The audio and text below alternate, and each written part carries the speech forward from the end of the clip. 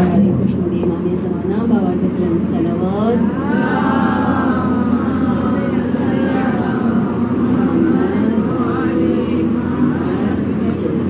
تمام عزاداروں کی صحت و سلامتی کے لیے، بیماری کی شفا یابی کے لیے بآواز بلند صلوات.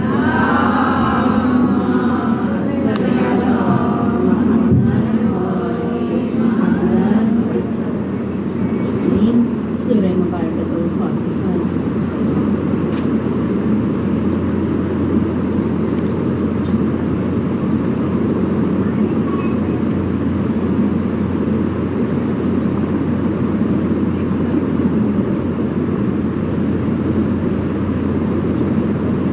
تمام بچیاں جو بھی ہیں، پروردگار عالم انہیں دنیا و آخرت دونوں جہان کی کامیابیاں عطا کرے.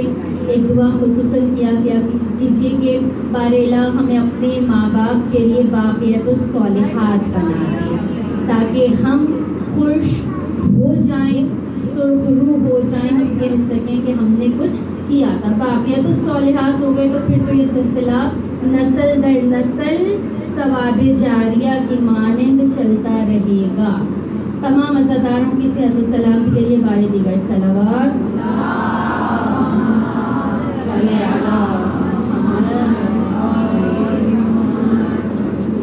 اعوذ باللہ من الشیطان اللعین الرجیم.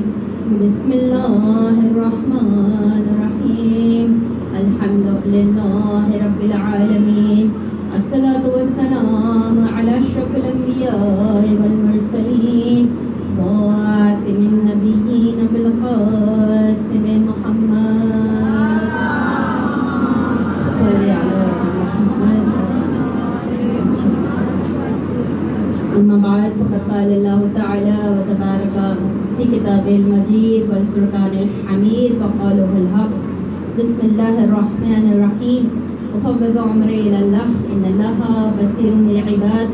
السلام علی المہدی الذی یملأ الارض عدلا وقسطا کما ملئت الظلم وجورا. صلوات پڑھ دیجیے محمد صلی اللہ.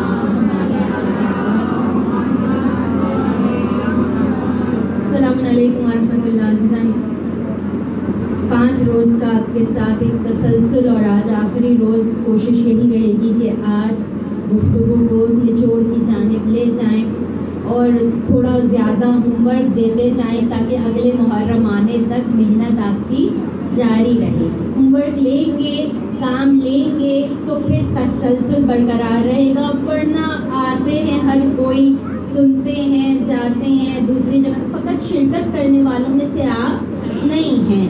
آپ وہ ہیں جو کچھ لینا ہے اسے آگے عمل کر کے، کیونکہ علم کے درجات میں سے ہے. جب حبیب خدا محمد مصطفیٰ صلی اللہ علیہ وسلم سوال کیا تھا کہ علم کیا ہے، تو کیا جواب دیا تھا؟ علم خاموشی ہے. پھر پوچھا تھا علم کیا ہے؟ علم ہے غور سے سننا. پھر پوچھا تھا علم کیا ہے؟ علم ہے جو سنو اسے محفوظ کر لو، یعنی تحریر کر لو، تمہارے پاس لکھا ہوا علم محفوظ رہے گا. پھر پوچھا علم کیا ہے؟ علم وہ ہے کہ جو لکھ کر محفوظ کیا ہے اس پر عمل کر لو. پھر کہیں 5واں درجہ جب دوبارہ 5ویں بار پوچھا تھا یا رسول اللہ علم کیا ہے؟ علم یہ ہے کہ جو سیکھو تعلم کرو، اس کو سکھاؤ. ہم تو پہلے اسٹیپ پہ چڑھتے نہیں ہیں، سکھانے پہ پہلے آ جاتے ہیں. یہ نہیں کرنا. علم خاموشی ہے، علم غور سے سننا ہے، علم اس پر عمل کرنا ہے، محفوظ کرنا ہے. پھر آخری اسٹیپ آپ کا آئے گا کہ اس کو پھر دوسرے کو بتانا ہے. کیوں؟ جب آپ پیدر پہ یہ اسٹیپ سر کرتے ہوئے جائیں گے تو گریں گے نہیں. یہ ایک بہت ہی قدرتی طریقہ ہے. جب انسان اسٹیپ بائی اسٹیپ تحمل مزاجی سے چلتا ہے تو پھر وہ کہیں لڑکھڑاتا نہیں ہے. جب چھلانگیں لگائے گا یا ڈائریکٹلی اپ گریڈ ہونا چاہے گا تو وہ کہیں نہ کہیں پر گر جائے گا، پست ہو جائے گا. تو ہمیں بھی اسی انداز سے اپنے اسٹیپ اٹھانے. اور جب آپ یہ 4 نقطے خاموشی، غور سے سننا، لکھ کر محفوظ کرنا اور عمل کرنا، جب آپ یہ 4 کر لیں گے نا، 5واں جو سکھانے والا ہے اس کے لیے آپ کو ہر ایک کو جھنجھوڑنا نہیں پڑے گا. کیوں؟ کیونکہ آپ بالکل کھلی کتاب کی طرح باعمل ہو چکے. آپ کو دیکھ کر ماں نماز پڑھے گی تو بچی نماز پڑھے گی، ماں حجاب کرے گی تو بچی حجاب، ماں خوش اخلاقی کے ساتھ پیش آئے گی تو پھر اولاد بھی پیش آئے گی۔ ہمیں خود کلمات قصار امیر المؤمنین میں ملتا ہے، خالق الناس مخالطۃ ان متم معا بقوا علیکم وان عشتم حنوا الیکم، کہ جب تم مر جاؤ تو یہ لوگ تم پر بکا کریں، بقوا علیکم تم پر روئیں، اور اگر تم زندہ رہو حنوا عشتوا الیکم کہ تمہارے طلبگار ہیں۔ کہاں ہے وہ ہماری محفل میں ہوتا ہمیں مزہ آتا، وہ ہمارے ساتھ ہوتا ہمیں کچھ سیکھنے کو ملتا، وہ ہمارے درمیان ہوتا ہم گناہوں سے بچ جاتے۔ امام پہلا جملہ کیا کہنے، خالق الناس مخالطۃ، تم لوگوں کے درمیان معاشرے میں اس انداز میں رہو، جب مر جاؤ تو تم پر بکا کریں، گریہ کریں۔ کہہ کون رہا ہے، جس کی شہادت پر خود اس شہر کے رہنے والے ایک دوسرے کو پکڑ کے کہتے تھے نعوذ باللہ حکمدان، کیا علی بھی نماز پڑھتے تھے؟ اللہ، وہ کہہ رہے ہیں، یہ ہمیں سکھا رہے ہیں کہ تمہیں معاشرے میں کیسے رہنا ہے۔ اپنی خوش اخلاقی پروردگار عالم جب نور محمد کو خلق کر رہا ہے، اسی وقت اللہم صلی علی محمد وعلی محمد،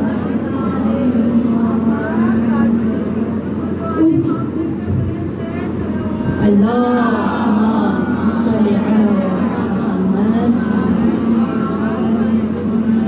اسی وقت رسالت کا مقام دے رہا ہے، لیکن اعلان کب کر رہا ہے؟ جب کلمہ نہ پڑھنے والے بھی صادق کہہ رہے ہیں، جب کلمہ نہ پڑھنے والے مشرکین، شرک کرنے والے کفار مکہ بھی جب کہہ رہے ہیں کہ اگر کوئی امانت دار ہے تو یہ ہے۔ ہم اپنی آنکھوں کو دھوکہ سمجھ سکتے ہیں، اس کی زبان کو دھوکہ نہیں سمجھ۔ جب یہ تمام کی تمام خوش اخلاقی ہو گئی ہے، پھر کہا ہے کہ اب تم اعلان کرو، یعنی کیا؟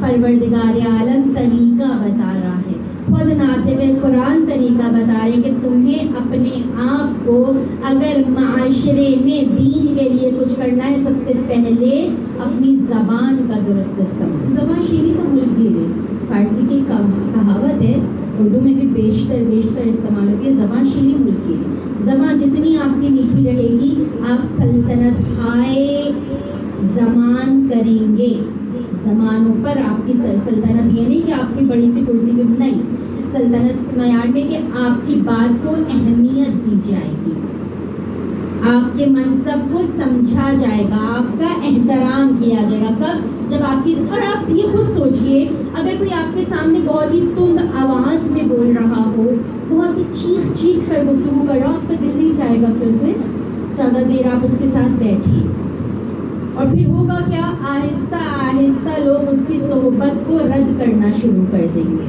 کہ نہیں، میں وہاں نہیں جاؤں گی، مجھے وہاں ان کے ساتھ، ان کے منہ سے پھر غلط بات نکلے گی، وہ فلاں، پھر ایسا نہیں۔ یہ عذر پھر ہمارے سامنے آ جاتے ہیں اور پھر ہم کٹنے لگتے ہیں۔ تو اس کے لیے ہمیں کیا کرنا ہے؟ اپنی زبان کو شیریں رکھنا ہے، خوش اخلاقی سے پیش آنا ہے۔ کیوں؟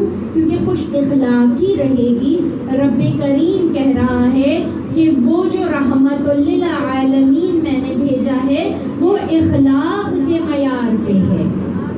رسالت کا تو اعلان اور رسالت کے نام سے تو صرف ایک مقام پہ خدا نے پکارا ہے، اور کہیں بھی اپنے حبیب کو منصب رسالت کے نام سے نہیں پکارا۔ ہمیں اور آپ کو بھی جو کچھ ہم سیکھتے جائیں، یہاں کہیں پر بھی، جہاں آپ لوگ جائیں، تو جو کچھ سیکھیں نا، ایک مجھے نہیں معلوم، اب یہ سلسلہ مجھے نہیں نظر آتا، ہم جب چھوٹے تھے اور اپنی بہن کے ساتھ جب جاتے تھے، چھوٹا سا بہن کو ہماری کاغذ بھی مل جاتا تھا نا، وہ شاید آپ لوگ اس چیز کی تائید کریں، ہومیوپیتھک کی دوائیں جس میں لکھی ہوئی ہوتی ہیں، ان کے پرس میں اگر وہ بھی ہوتا تھا وہ فوراً اس پر لکھ لیتے تھے۔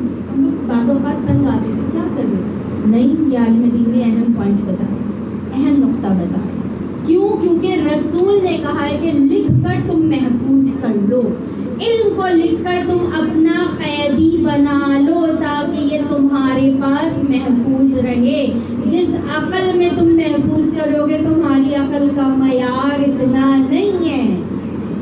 کیوں نہیں ہے؟ ہم آج کی بات سنے کل تک بھول ہمیں ابھی بھی یاد نہیں ہوگا کہ گزشتہ محرم ہم نے کیا کیا نقطہ ہائے دین سنے تھے، کن کن باتوں کو یاد ہوگا. ایسا نہیں ہے 100% بھول گئے ہو. کچھ چیزیں بہت اچھی ہوں گی اور پھر بیان کرنے والے کا بھی ہوتا ہے کچھ اتنا اچھا بیان کرتا ہے کہ دل ہی نہیں چاہتا. کچھ ہم جیسے ہوتے ہیں جو ڈانٹ کے میٹھے میٹھے لہجے میں چلے جاتے ہیں، پھر تم یاد رکھو نہ اس کو.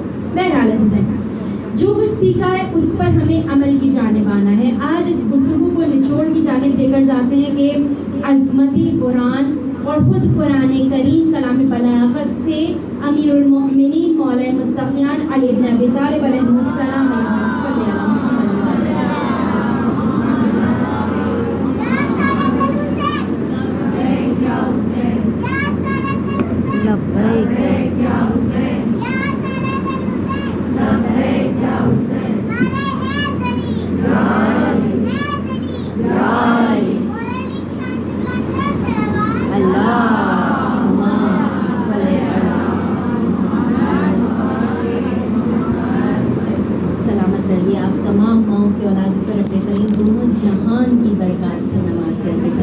بہت ضروری ہوتی ہے دونوں جہان کی برکات ماننا.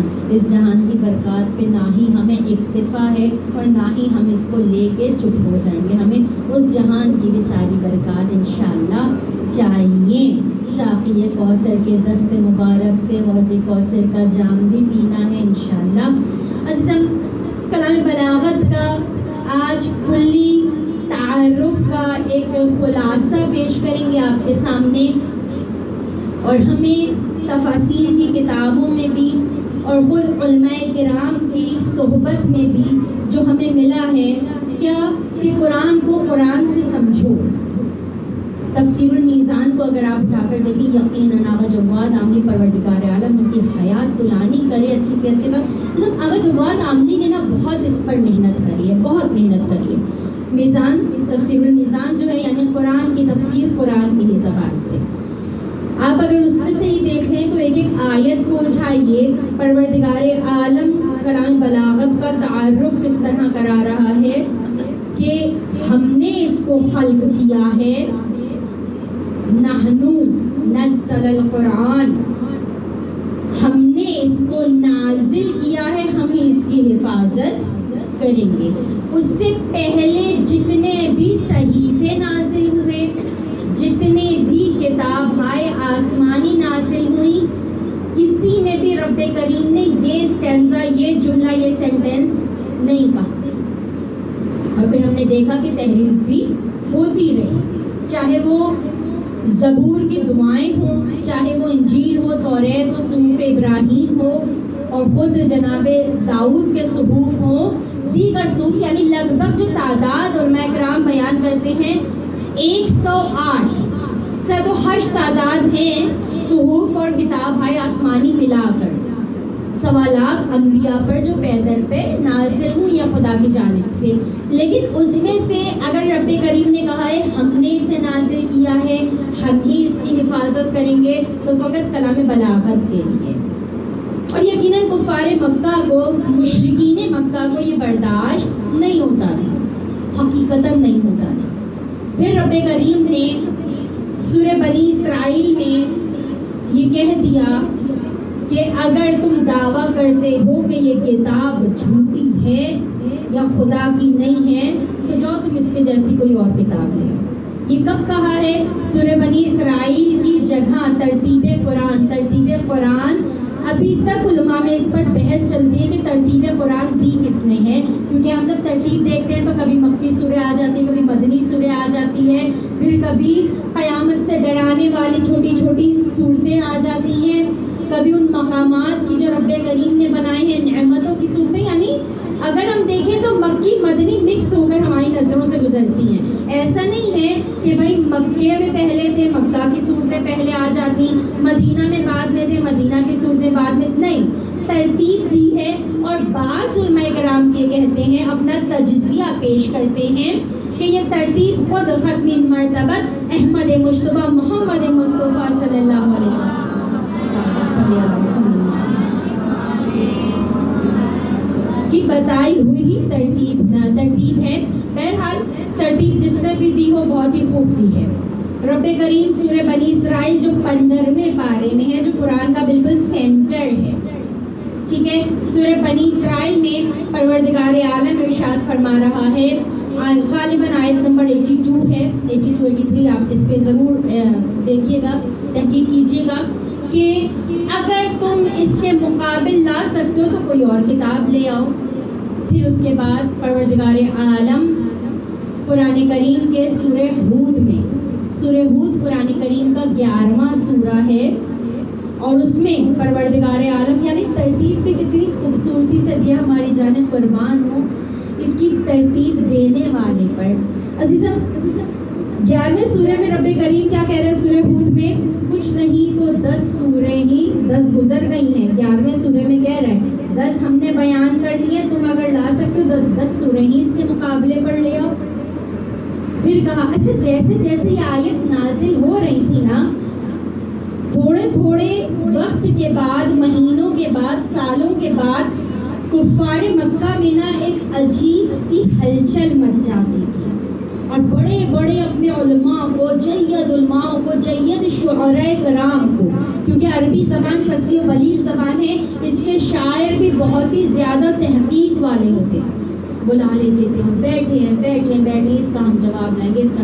پھر پروردگار عالم نے ایک اور مقام پر فرمایا کہ اگر لا سکتے ہو اور کہتے ہو کہ یہ جو ہے تکذیب ہے، جھوٹ ہے، فریب ہے، تم اس کے مقابلے میں ایک ہی سورہ لے آؤ۔ اچھا ایسا نہیں ہے کہ کفار مکہ نے کوشش نہیں کی تھی، القاریہ کے مقابلے میں بنانا شروع کیا تھا، الفیل والفیل وما ادراک والفیل، اس پہ خود کفار کے مذاق خود ہی لوگوں نے اڑانا شروع کر دیا تھا کہ یہ تم کیا مذاق لے آئے، یہ کیا تم نے کر دیا۔ اب کیا 3 سال گزر گئے، ہر سال کہہ کر جاتے تھے کہ جب ہم ماہ احرام میں، یعنی وہ مہینے جو محرم ہیں جس میں پروردگار عالم نے ایک قید لگا دی ہے، ہم جب ان مہینوں میں مکہ آئیں گے تو ہم جواب لے کر آئیں، خانہ کعبہ ہم آئیں گے جواب لے کر آئیں۔ 3 سال تک کوئی جواب نہیں لا سکے، بالکل بھی کوئی جواب نہیں لا سکے، اور تیسرے سال کہا نہیں اب تو ہم جواب لائیں گے ہی لائیں کیا؟ عربی زبان کے 4 الفاظوں کو انہوں نے ڈھونڈا۔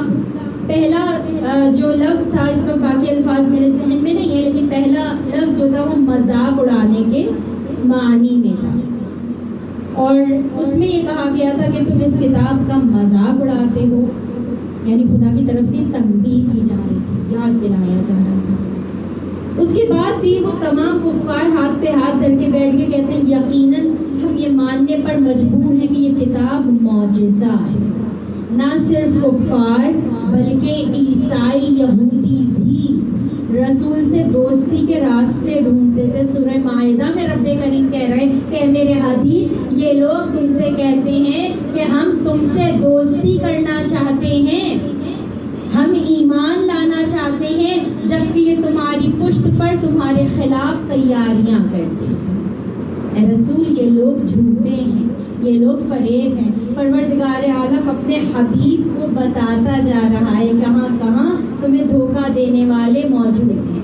بس عزیزم کلام بلاغت یقیناً معجزہ الہی ہے، اور جب اس نے کہہ دیا کہ ہم نے نازل کیا ہے، ہم ہی اس کی حفاظت کریں گے، اور اس نے پھر بتا دیا هل جزاء الاحسان الا الاحسان کہ تم نے میرے نام کی حفاظت کری ہے، تا قیامت میں تمہارے ذکر کی، تمہارے نام کی، تمہارے کام کی حفاظت کروں گا۔ پروردگار عالم نے یہ بتلا دیا، کس کو بتلا دیا؟ سید الشہداء کو بتلا دیا۔ آسان نہیں تھا، اتنی بڑی قربانیاں دینے کے باوجود سجدے میں جا کے شکرن شکرن شکرن کہہ دینا بہت بڑی بات تھی، بہت بڑی بات تھی عزیزاں، اور یہ کر کے دکھایا۔ یاد رکھیے گا جب ہم نکل جاتے ہیں نا اس راہ پر، تو پھر کلے ایمان کا دامن پکڑنے کے بعد راستے کی خاروں سے گھبرایا نہ کیجیے۔ استاد محترم ہمیں کہا کرتے تھے کہ دیکھو بیٹا، پہلی مخالفت نہ جب دین کے لیے قدم اٹھاؤ گے اپنے چاہنے والوں کی طرف سے آئے گی، پھولوں کے ہار کا انتظار نہ کرنا، جوتوں کے ہار سب سے پہلے ملیں گے، لیکن جب ملے نا تو پھر اور خوش ہو جانا کہ علی کی محبت میں مل رہے ہیں۔ عزت ہمیں اور آپ کو نا پرواہ نہیں کرنی ہے، اتنی آگے نکل جانا ہے، اتنی آگے نکل جانا ہے کہ میرے گھر کی بھی 4 سالہ 6 سالہ بچی یہ کہے کہ میں نے دین کو سمجھنا شروع کر دیا ہے، میری ماں نے مجھے بتا دیا ہے کہ اپنے بدن کو چھپانا ہے تو کیسے چھپانا ہے۔ ہم تو اب تک شناختی کارڈ بننے کا انتظار کر رہے ہوتے، شریعت کہتی ہے بچی 9 سال کی ہوئی بس ہو گئی، اب تم اسے بتاؤ کیا واجب ہے کیا حرام۔ ہم کہتے ہیں نہیں ابھی باؤنڈری لائن ابھی یہ بتا دیتے، پھر جب 7 8 میں آئے گی تو پھر نہ بابا آپ اس کے ساتھ ناانصافی کر رہی ہیں، کہاں جا رہے ہیں ہم؟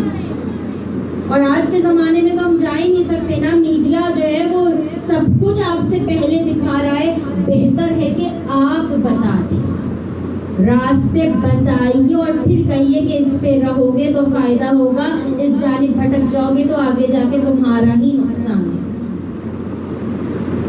تمہارے جسم کو تمہاری روح کو جو بھی نقصان ہوگا اس طرح سے ہوگا۔ ہم نے اتنی زیادہ گیپ کر دیا ہے کہ آج کے زمانے میں نا بیٹیاں اپنی ماں سے شیئرنگ کرتے ہوئے گھبراتی ہیں، نہیں آپ بنے وہ بچی سب سے پہلے آ کر نجاست طہارت کا آپ سے پوچھے، وہ بچی سب سے پہلے آ کر پوچھے کہ مجھے مجلس میں وضو کر کے جانا ہے تو کیوں جانا ہے، احساس دلائیے، یہ تمام چیزیں آپ کو کرنی پڑیں گی، نہیں کیا تو پھر 14 صدیوں سے مجالس فقط سنتے رہے اور شکم ہم بھرتے رہے، بس تبدیلی لانی ہے عزیزم، کچھ تو اپنا معیار بلند کرنا ہے۔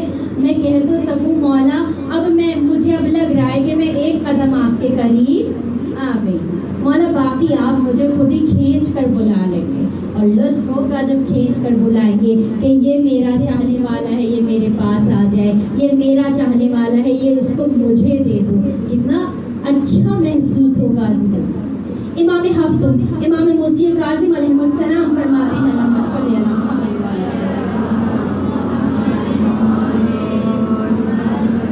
آج ہم داخل ہوتے ہوئے سوچتے آئے تھے کہ آج مسائل زیادہ پڑھنا ہے تو آج فضائل کو اختصار کے ساتھ لیکن بے بخشے دستبستہ ہو کر امام ہفتم فرماتے ہیں کہ اگر کوئی شخص 24 ساعت گزر جانے کے باوجود اپنا احتساب نہ کرے، احتساب صرف قومی اسمبلی اور صوبائی اسمبلی میں ہونے والی چیز نہیں ہے، آپ کے گھر کی 4 دیواری میں، آپ کے بستر پہ، آپ کے فکر میں ہونے والی چیز ہے۔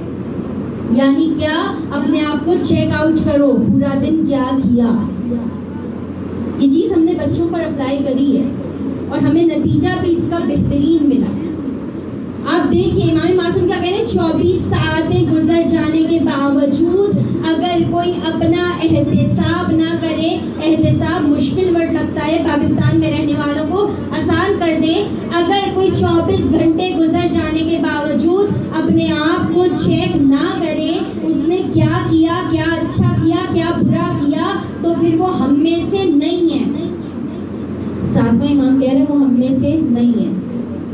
یقین کیجئے باخدا 2 راتوں کی نیند اڑ گئی تھی جب یہ قول معصوم 2 کلاس کے بچوں کو تعلیم دیا جا رہا تھا، اور میں صرف یہی سوچ رہی تھی کہ یہ 7ویں امام کا قول ہے، اگر اس زمانے کے امام نے دیکھ کر کہہ دیا یہ ہم میں سے نہیں ہے، کیا باقی رہے گا، کیا باقی رہے گا؟ خدا نہ کرے، خدا نہ کرے پروردگار ہم سب کو انصار امام میں، محبان امام میں شمار کرے۔ اگر امام نے یہ کہہ دیا، اس نے اپنے آپ کو دیکھا نہیں تھا، من عرف نفسہ فقد عرف ربہ، جس نے اپنے آپ کو پہچان لیا اس نے اپنے رب کو پہچان لیا۔ امام معصوم کہہ رہے ہیں اس نے نہیں پہچانا، اس نے اپنے آپ کو چیک ہی نہیں کیا، یہ پیچھے کتنے گڑھے کھولتا ہوا آ رہا ہے، یہ پیچھے کتنی غلطیاں کرتا ہوا آ رہا ہے، چیک نہیں کیا یہ ہم میں سے۔ وقت کے اگر علی نے یہ کہہ دیا تو ہمارا کہاں چھپیں گے، یہ زمین نگل جائے گی عزیزوں۔ ہمیں اور آپ کو خوشی کے ساتھ، چھوٹا سا ہوم ورک ہے، زیادہ طولانی نہیں ہے، نہیں کہہ رہے کہ آپ اسے لکھیں، لیکن سوچا کیجئے کہ آج میں فجر کے لیے اٹھی تھی آج میں نے دعا پڑھ لی تھی، دعا عہد کو اپنی بہت جلدی یاد ہو جاتی ہے عزیزم. فجر کے بعد دعا عہد پڑھنا شروع کیجیے، بہت جلدی یاد ہو جاتی ہے.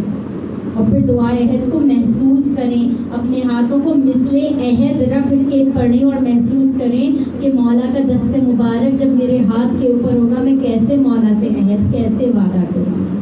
ان چیزوں کو محسوس کریں گے تو آگے بڑھیں گے. یہ عزاداری کوئی رسمی نہیں ہے کہ آج اس کے یہاں 5 ہو گئی، آج اس کے یہاں 3 ہو گئی، آج فلانی خانم کا اشرا. نہ بابا، یہ حسینی درس گاہ ہے، اس سے جتنا لے سکتے ہو. کل ہماری سانس باقی رہے نہ رہے کس نے گارنٹی لی ہے؟ کل آ سکے نہ آ سکے، یہاں سے گھر تک جا سکے نہ جا سکے. موت تو ایک محافظ کی طرح سے ہمارے سر پہ منڈلا رہی ہے نا، تو پھر لے لیجیے جو لینا ہے. آئیے اس سے لیتے ہیں جس نے اس طرح سے بانٹا ہے جیسے واقعاً حقیقی باپ بانٹتا ہے.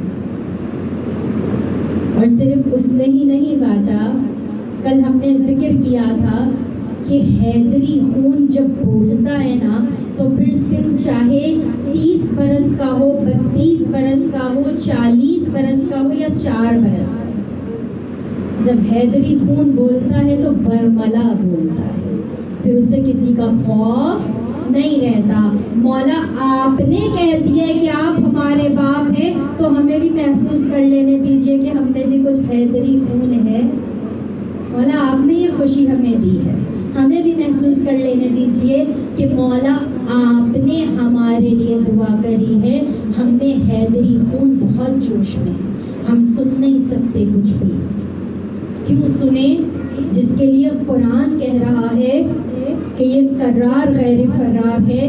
قرآن کہہ رہا ہے کہ تقویٰ دیکھنا ہے تو دیکھو. رسول خدا تفسیر کر کے بتا رہے ہیں کہ علی امام المتقین ہے، اس کو دیکھ لو، تقویٰ کرنے والوں کا رہبر یہ ہے.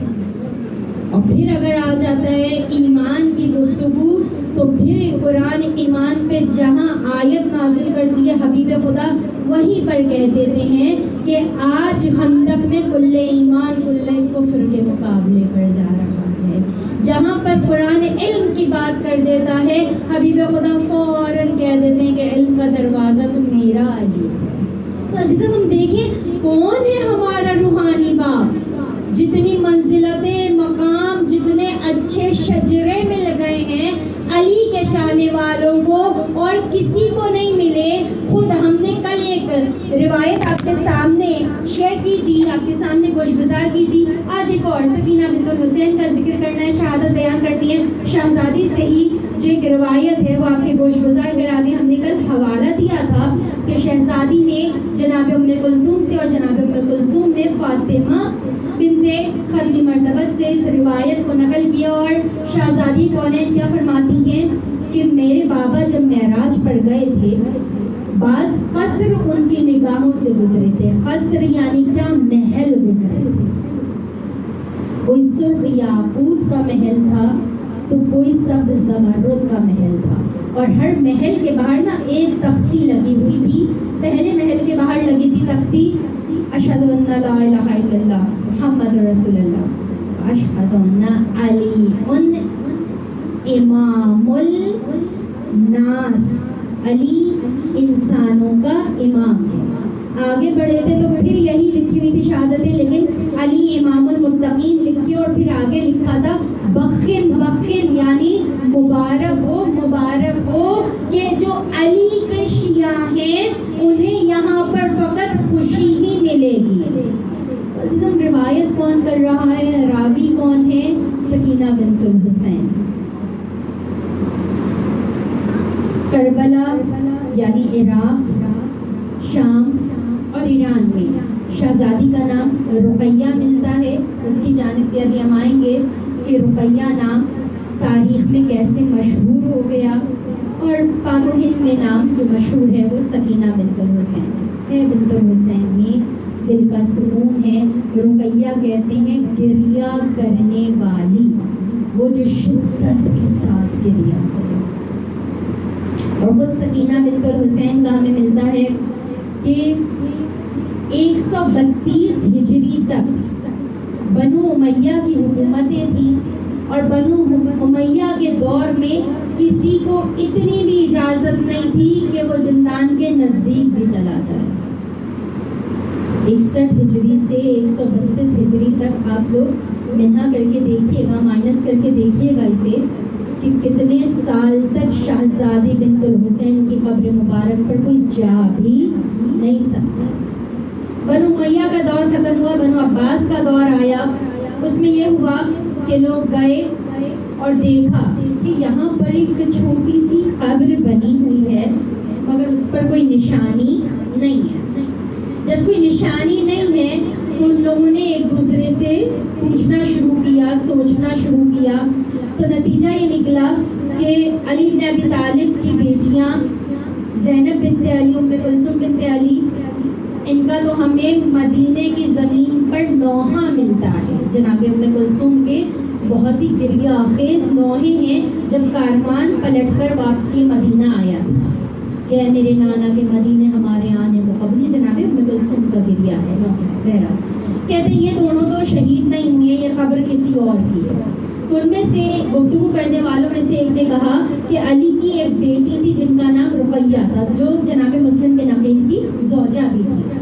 کہا ہو سکتا ہے کہ یہ رقیہ کی قبر ہو، چلو ہم اس پر تختی لگا دیتے ہیں۔ تختی لگی رقیہ بنت علی۔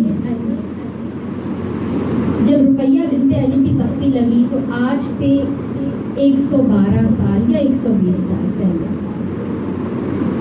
آقا سید ابراہیم دمشقی جو نجیب الطرفین تھے، نجیب الطرفین یعنی ماں کی جانب سے بھی سید، باپ کی جانب سے بھی سید، دو روایتیں ملتی ہیں جو علماء کرام نے بیان کی ہیں اور کتابوں میں نقل کی ہیں۔ ایک یہ کہ ان کی 3 بیٹیوں کو 3 دن تک پیدر پہ جناب بنت الحسین خواب میں آتی رہی، اور ایک یہ کہ 3 دن تک لگاتار انہیں خواب میں آتی رہی، اور خواب میں آ کر فقط یہ کہتی تھی کہ میری قبر میں پانی آ رہا ہے، اس کی مرمت کراؤ۔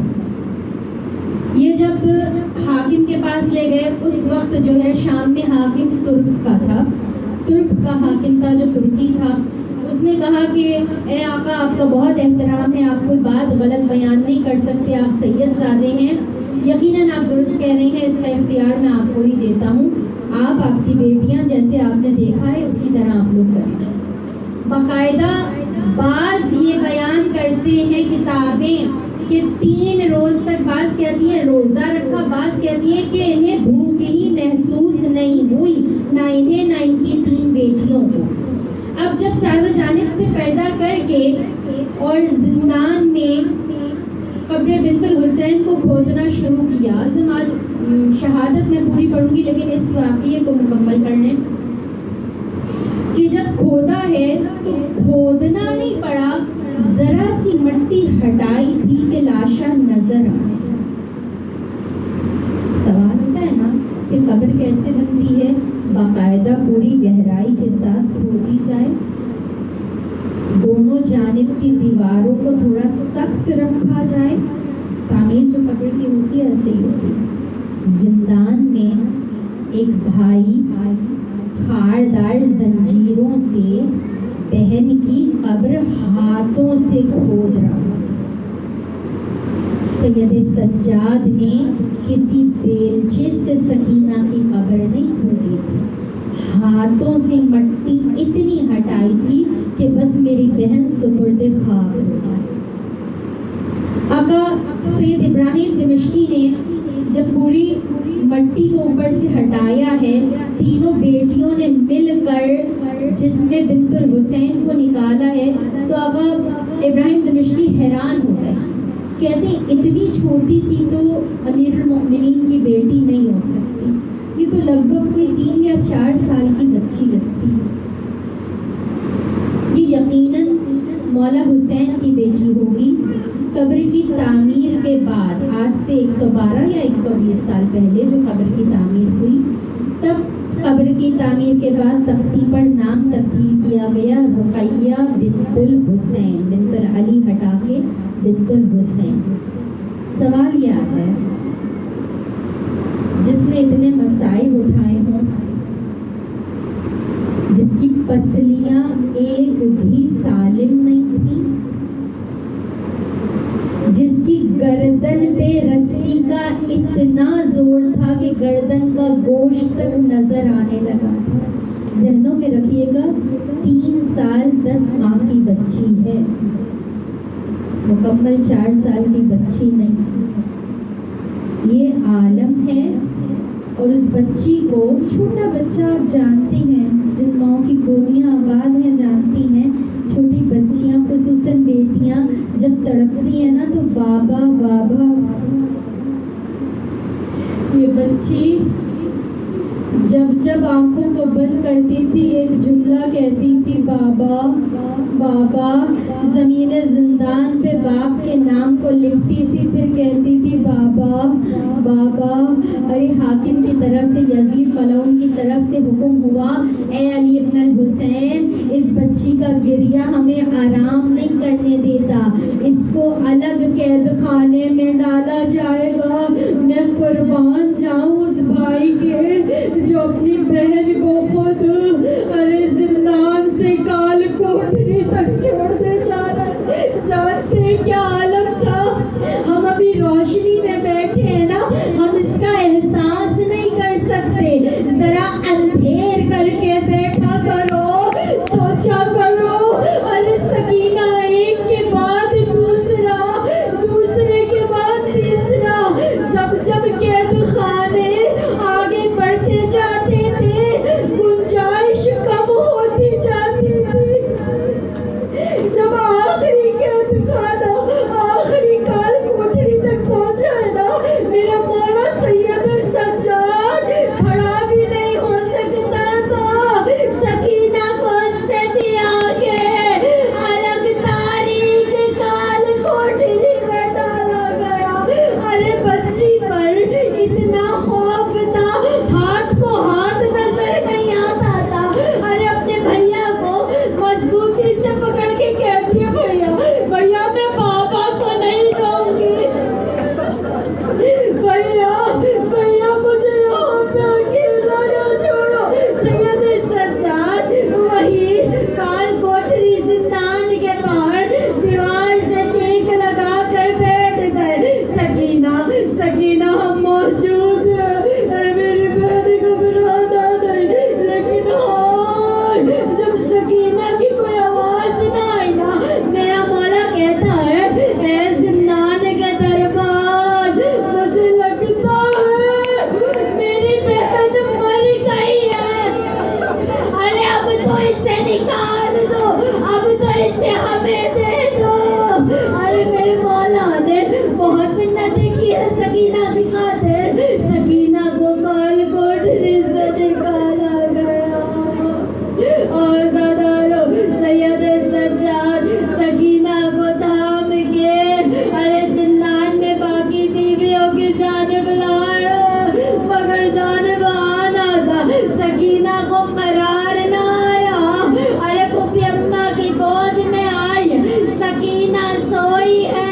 ارے چند لمحے آنکھیں بند کی تھی، ایک مرتبہ تڑپ کے اٹھ گئی، بھیا بھیا بابا، میرا بابا آیا، بابا میرا بابا آیا۔ اب سکینہ خاموش نہیں ہوتی۔ ارے زینب کبھی ماں کی گود میں دیتی ہے، کبھی، لیکن سکینہ بس ایک جملہ کہتی ہے، میرا باپ پھوپھی اماں، سکینہ کو پانی نہیں چاہیے، مجھے بابا چاہیے، میرا بابا مجھے لا دو۔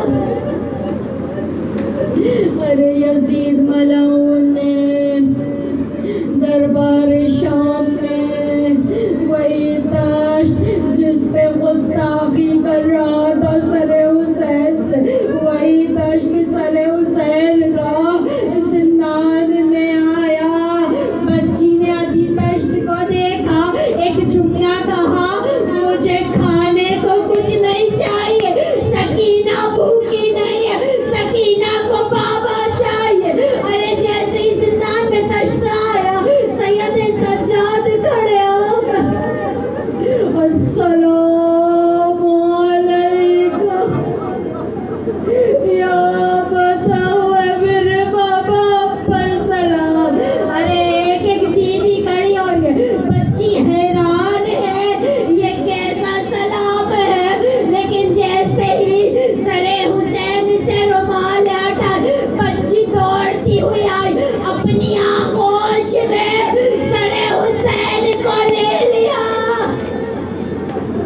کبھی ہونٹوں پر بوسہ دیتے، کبھی آنکھوں پر بوسہ دیتے.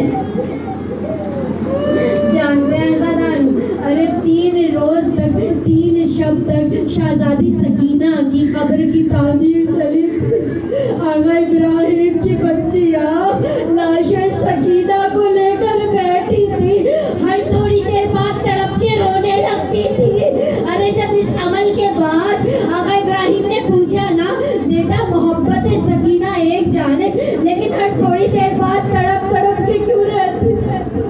بابا ہم اس کے جب رخسار کے نشان دیکھ بابا یہ برداشت نہیں ہوتا تھا.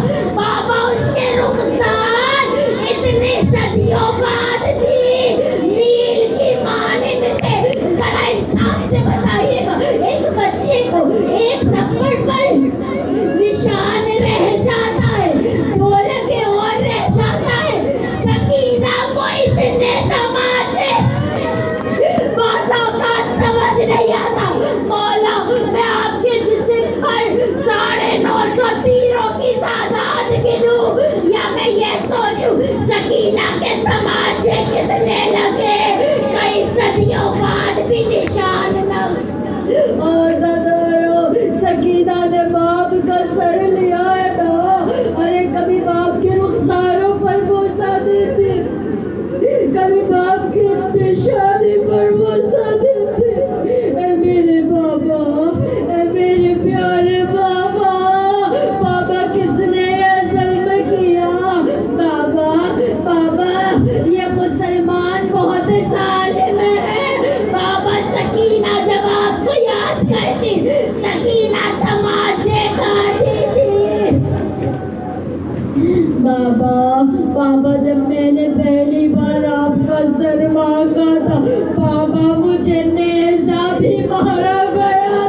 ارے یہ 4 سالہ بچی کے پیر باپ کے سر کو سینے سے لگائے، باپ کے سر کو سینے سے لگائے. ارے عالم دین بیان کرتے ہیں، لوگ پوچھتے ہیں نا حسین کا سر کہاں دفن ہے؟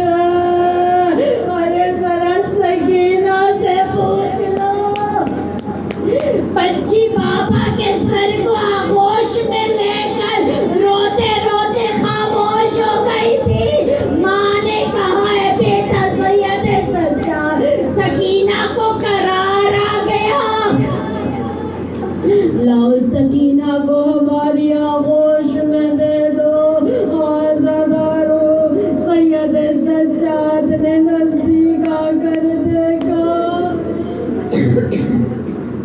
میرا مولا کیا دیکھتا ہے؟ ارے نبض سکینہ پر ہاتھ رکھا. انا للہ و انا الیہ راجعون.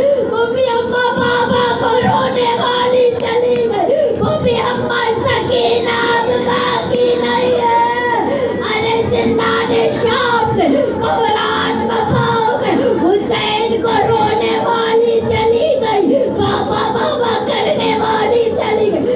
زندان شام سے نہ نکالا، غسالہ کو بھیجا گیا. تاریخ میں 3 غسال ایسے ملتے ہیں زدہ. جب غسل دیا جاتا ہے نا تو کہا جاتا ہے کہ غسال یا غسالہ بڑی ہمت والا ہو، ایسے ہی انتخاب نہیں کر لیتے. مگر میں قربان جاؤں، جب امیر المومنین نے فاطمہ کو غسل دیا تو تڑپ گئے تھے. جب محمد باقر نے ارے سید سجاد کو غسل دیا تھا تڑپ کر کہا تھا بابا 35 سال بعد زخم تازہ ہے. ایک اور غسالہ تاریخ میں ہے، جب زندان شام میں غسالہ بھیجی گئی تھی نا،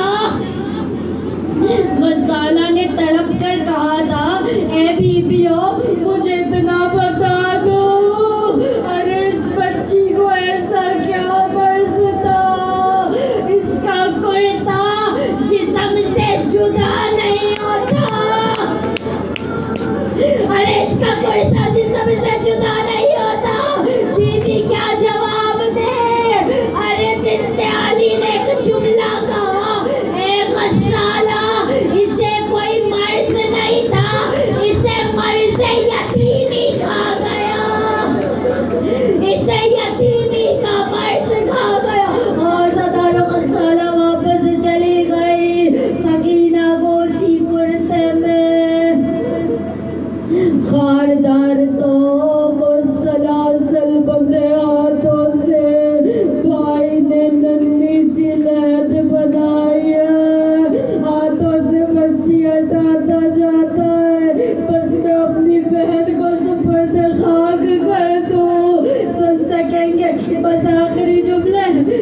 سکیں گے. عزادار بہت دل کھول کے پرسہ دیجیے گا کیونکہ شہزادی رباب آج جمع کر رہی ہے پرسے کو. اس کی گود بھی اجڑی ہے, مانگ بھی اجڑی. عزادار شہزادی رباب بھی موجود ہے زندان میں, زینب بھی موجود ہے, ام کلثوم بھی ہے, دیگر بیویاں بھی ہے. سید سجاد نے ایک چھوٹا سا گڑھا مثل قبر کھودا, اپنے ہاتھوں سے بہن کو چھپانا ہے. ارے لہد نہیں بنائی, بہن کو فقط چھپایا ہے, بہن کو چھپانا. سید سجاد ایک جملہ کہتے ہیں, پھوپھی اماں, پھوپھی اماں. وہ بابا کا جگر تھا, ماں کے سامنے اصغر کو چھپا دیا تھا. پھوپھی اماں میں کیسے اماں رباب, کبھی جناب فضا آگے آتی, کبھی جناب زینب آگے آتی ہے. ارے مادر سکینہ کو چھپا رہے ہیں. پھوپھی اماں, اماں فضا, ارے چھپا دیجیے, میں کیسے سکینہ کو ماں کے سامنے.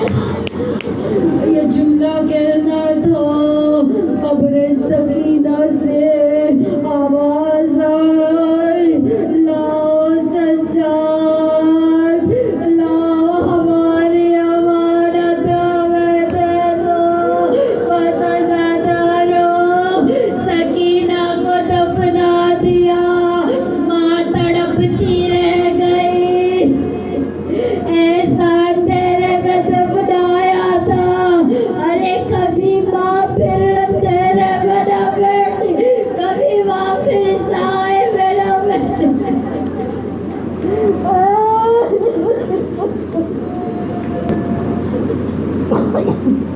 بات ابھی سے